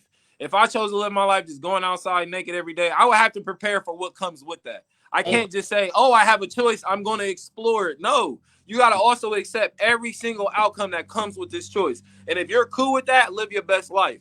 But once you start living your best life, you don't get to come back and start critiquing the effects of the choices you made. And mm, that's what a lot of people are doing now. I touched the stove. You did say it was hot. You didn't say it was that hot. I shouldn't have to. I shouldn't have to. Analogy, like how that is a common. Only if we can get to a place where we can start using all of the common analogies, because that is something that you can walk up to 10 people and they'll probably give the same thing. Well, just how you tell a kid not to touch the stove and they go and touch the stove, and they learn their lesson. Like that's how we all think that way. But why can't we do that on these other levels? Because we all still fucked up when it comes to sex and the things that comes with sex, babies and other things that Right. come. It's the pleasure. It's the pleasure of it. People don't want to have to sacrifice the pleasure. Because what if the pleasure never comes back? This is why some men, when we were younger, it wasn't just what we were being told in the streets. This is why commitment was so hard. What if this is the last sex I'm gonna have? What if this is the last part? These are things that we naturally think through, because I Wow. want to know where I'm gonna be at 40. I want to know where I'm gonna be at 50. I don't want to just wing it. I want to have some type of idea. I want to be with somebody I like. You dig what I'm saying? So I have to implore these things. It's natural. But again, men, we sometimes get made feeling bad for how we feel. That's our truthful feelings. This goes into the memes of what we was talking about on the other episode. As far as a man dating you and then he don't want to date you no more, he wasted your time. Like, no, he got to know you. This is a natural process. And if Right. I don't want to do this anymore, it needs to stop that instant. I can't drag it on for another month, because then I'm the bad guy. Then you wasted that girl's time. You held on to her. You knew there's no right or wrong way in some of these things for men. So what we're imploring women to do is help us find that common ground, because we're in a lot of lose-lose situations. So it's hard to say, okay, how can we win and we feel like we're losing? You dig what I'm saying? I when I was younger, I felt like relationships was not having to ask for sex. I felt like we were in a good place if I didn't have to ask. It was just happening routinely. You dig what I'm saying? These are all young ideas that we have to unlearn. These are things that sometimes we just see a show and we're like, you dig what I mean? Like, go ahead, There, Or Dwayne. there was there how was girls there was that a scene. just because they have a baby with someone that they're in a relationship. Well, there was a scene in the movie Monsters. It's starring Charlize Theron, and at one point in the movie, and Charlize Theron plays a serial killer, a woman serial killer, killing a bunch of men, traumatized, raped as a young person, and this, that, and the other. Long story short, she had met up with an old childhood friend, and while Charlize was trying, the character was trying to create a sob story, uh, as to why she ended up where she was, the childhood friend said, hey, just stop. I'm not listening to none of that shit, because those were choices that you made while you were off partying and drinking and skipping school with the boys. Some of us stayed in school and got an education and carved the life that we wanted for ourselves. So I'm not trying to hear none of that shit. And it was a pivot in that movie. Like, you know what I'm saying? Like, Charlize had to look at herself and like, yeah, I was victimized and I was raped, but a lot of what led to all of that was me not wanting to be in school, skipping school, wanting to party, wanting to do this, that, and the other. So what I'm saying is, like, I'm not saying people can't evolve. I'm not saying that life can't change for people and the decisions that they make. But sometimes we as a society got to stop playing the victim so goddamn much. Like, Yes. everybody wants to play the victim. Well, this happened because this happened. Well, some of the shit that happened in your life is because of the choices that you make. The kids Yeah. that you have, yeah, you can't. you can't do everything you want because you got kids to raise. You know what I'm saying? You can't do everything, well, or this reputation that you want to just go. Well, people are going to remember your past. It's up to you to be like, I'm not defined by my past and let me keep moving forward. You know what I'm saying? But all this victimization, well, this happened to me. No, own your shit. Own your shit and see how you're going to move forward. But there are consequences to the shit you do when you in your late teens, your early 20s. There's consequences to the shit you do. I'm So sorry. circling back around to the topic, do y'all think that consequences that maybe Sexy Red has done got her in a situation she mentioned in one of the podcasts where she was taken advantage of? Yeah. What else you mentioned that part, or how she, well, how it happened, how it unfolded? That was the reason why I brought this up, is because to be on the empathetic side of it, yeah, including myself, we come up through sexual trauma. We come up through a lot of shit that causes us to be who we are as people. So what I'm saying is that, is there healing through the music, or is she just acting out? And Well, yeah, I think it's just music. You know what I mean? It's just art. And I think what's happening and what people are, they're becoming anti-art. They're trying to manipulate the art. And art is just, it's truth. You know what I mean? It's supposed to be painful. It's supposed to hurt. It's supposed to make you think. It's supposed to open your eyes. That's why we love it so much. And that's sometimes why we love the artist so much. But to me, how people can use the music to heal is you got to start listening deeper. You got to listen to how mm, this is talking to you instead of looking at how you can judge them based on what they're saying or man, how they're living. Because if Big Red, Big Sexy changes her life in 5 years, I mean, what can you say to her? You dig what I'm saying? So why make this outrage of who she is right now when could be her cry for help? Her doing that podcast could have helped her healing process. This is why we do the things we do sometimes. This is why they make that diss track just to come back a year later, like, you know what, they ain't even a bad guy. I don't know what I was on. I was the problem. They cool. You know what I mean? Sometimes we gotta overstep. We just gotta stop feeling so guilty and feeling bad by getting to the conclusion of being a good person. You're gonna do some fucked up things. You know what I mean? But you're not a bad man, person. It's not the end of the world. And you still deserve good things to happen to you. That's Yes. where we started hindering ourselves. We all have done it.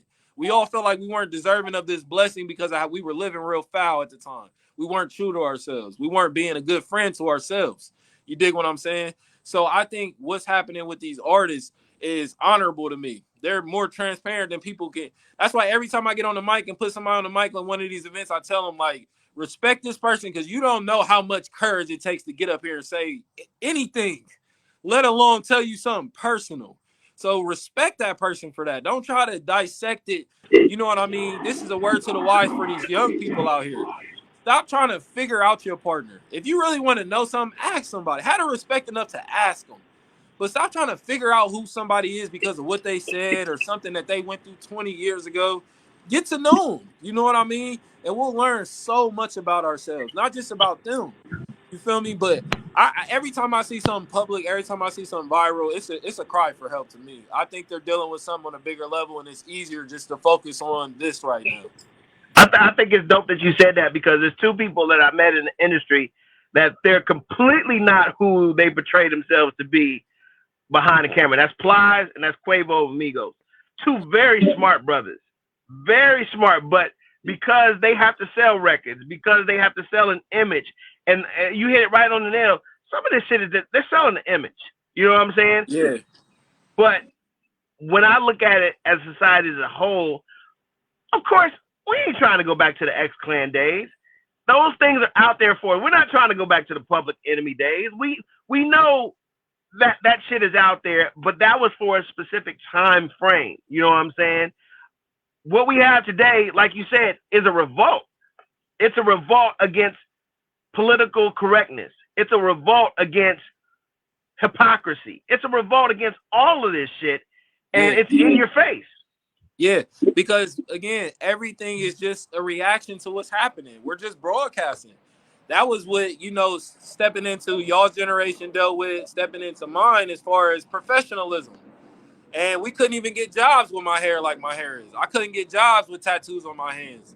And Right. really good paying jobs and security jobs. I'm in this bitch by myself. Like, what the fuck it matter what I look like? You dig what I'm saying? So now we get to overstand the music aspect because you can still love a Quavo, you can still love Applies.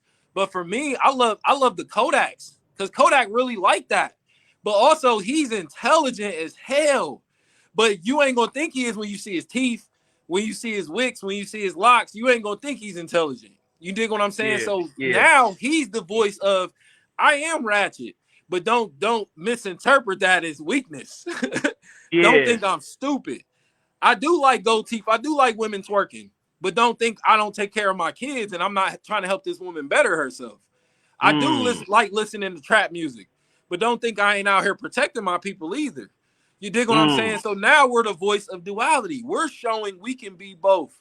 I can come to work with my dreads and still get my job done. I promise. We can do both. Because we were denied of that, because we were judged through that. They constantly were trying to tell us who we were because of how we dressed, because of how we talk.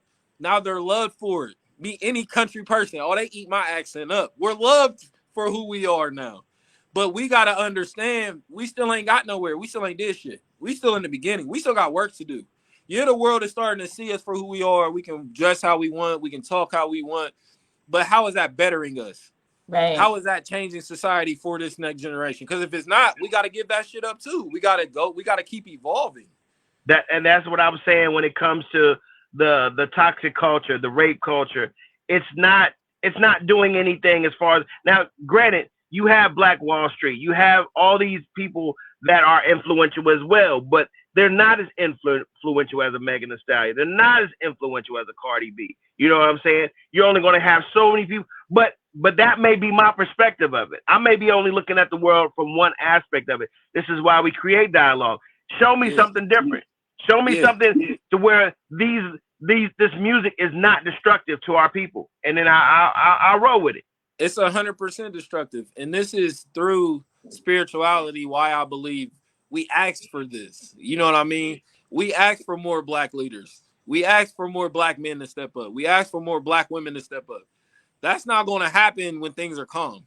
That's Right. going to happen when things get to their worst. Like, so we asked for this, and now it's people's call to step up. You got to answer the call.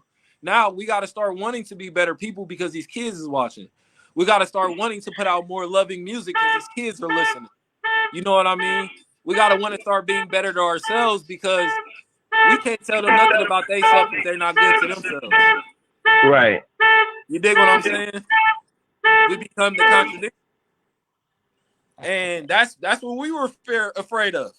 We were so afraid of, the adults contradicting themselves. We start contradicting ourselves as we're growing up. That's why I was saying, as far as the music, I don't want them to live. I don't want them to live a trap life, but I also don't want to have to hide who I am. Yeah. That's But the point of OnlyFans. That's the point of these women getting naked online. They was already naked all day. They're tired of hiding who they are. My thing is, where I say again, I implore you to just know what you're getting yourself into. I've seen a lot of these situations. Like I constantly tell people, all of my best friends have been women, and they all have turned out to be different types of women. But I've mm, seen some of them not care in their 20s about how they were living, and now their stock is real fucked up in their 30s. So all I'm saying is be mindful of what you putting out there because say that. reputation is powerful. Powerful. We we, we are at 11:04, man, and listen, I don't even mind a part two of this next week if we can do this because Hell yeah. it's just a lot to unpack, especially going into reputation. That is definitely a different conversation, which I tried to touch on in the last hour, but it definitely needs to be dug a little deeper. But closing words for everybody, man, before we get up out of here. You go Yeah, ahead, Miss Wally. yeah, appreciate y'all. Y'all know I love y'all both deeply, and thank y'all for including me, because I'm here for it all. I just want to say that remember that music is entertainment. So if it's moving you in a good way, then go for it because that's what it's for. But remember, you can be both. You don't have to be sold on one end, and just protect your offspring. Protect their ears because they can't make sense of what your adult ass can make sense of. Yeah, I'll say it so Tim can close. Um, learn to laugh. Learn to laugh at a lot of things. That's what we're good at doing, is learning to laugh at our pain. You know, this is what produces a lot of the comedians. This is what produces a lot of the artists, is learning to laugh at our pain. And it is, laughing is therapeutic. You know, I will say this: we are in Mercury retrograde right now, so just be easy on your communication. Give people a lot of grace during these next 30 days, just because the world is shifting right now. And during this time is a time of restart, recharging, restart. You know, if you wanted to do that fast, go ahead and start that. If you wanted to start that meditation, go ahead and start that. But for the next 30 days, give a lot of grace to people, because we're all going through some shit. Mm-hmm. I was going to say, start honing in on each experience to learn something from, even primarily learning something about yourself. That's the point I look at art from. I try to look at art as subjective as I can. You know what I mean? So when you listen to a song, or you look at a new piece of art and it makes you feel a way, it offends you, try to find a new perspective. Try to think about a new way. Try to find something good to say about it. Things they used to teach us in kindergarten. We need to start doing those things again. Find Mm. 5 things positive to say. You know what I mean? Look at this a new way. You know what? Walk away from the situation, then come back to it. So Mm. all of these situations is times where we can grow. I think we can be growing around the clock. You know what I mean? And we have to learn to take ourselves out of what we're seeing in the world. These people are not doing this to hurt you. These people are not doing this because they don't like you. That's just their way right now. So if you truly want them to change, help them find a better way. Absolutely, man. We thank you guys. This was Good Morning, Good Life, Ohio. We'll see you next week to do it all over again. I'll be at Double Take tonight. Tim, where you gonna be this weekend? Tonight today 3 to 6 we out at Mount Vernon. So make sure y'all pull up. We got a community garden out there, Brownsville. So make sure y'all come rock with us. We're gonna be doing that every Thursday now. We got some poetry, we got some vendors, and then later tonight, 9 to 12, I'm at Adela's on Oak. I'm doing free poetry shows now. So if you just want to come up, try your craft, write down. Shout out to my boy Steph, the Wing Steph's Way. Make sure y'all tap in. And yeah, that's what we doing. Wally, And, how long you got at the media school? I graduate in October. Hey. Oh man, I'll be gone. You'll be gone by the time I get there. Yeah, I saw your thing and we never got a chance to tag. But surprising as it gonna be, I'm gonna be at the event tonight as well, Okay. doing poetry with Tim. Hey, Nice. let's go. Lit. I was gonna surprise you and just let you see me up there, but we already are we telling the Oh, I'm people surprised. I'm excited. from 3 come here as bless the people with spoken word, and fill y'all up with some goodness. So yeah. I should. Absolutely. All this good news, man. Proud of both of y'all. Let's keep this energy going. Thank you, Adara. Both Adrian and Adara said this was a good ass show and they can't wait for part 2. Hey, So, hey, yeah, tap in and make sure y'all share this on your page. Until then, one love, God loves you. We do too. We out of here. Peace.